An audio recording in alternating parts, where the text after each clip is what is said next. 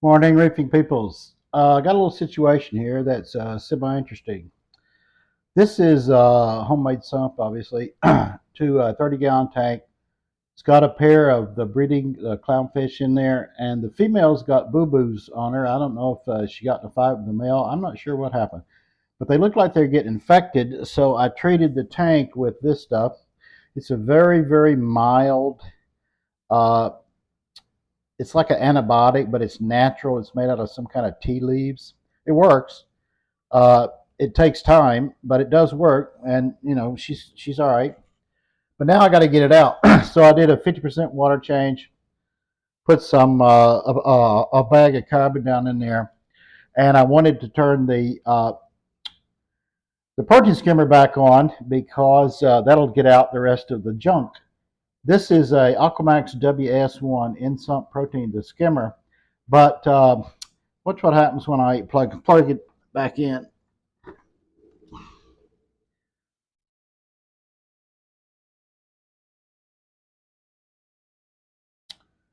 And as you can see, there's a problem.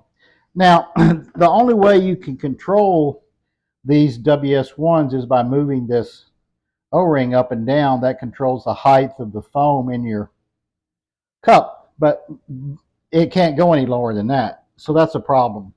So there's no adjustment for the water flow. You can't restrict the water flow in any way.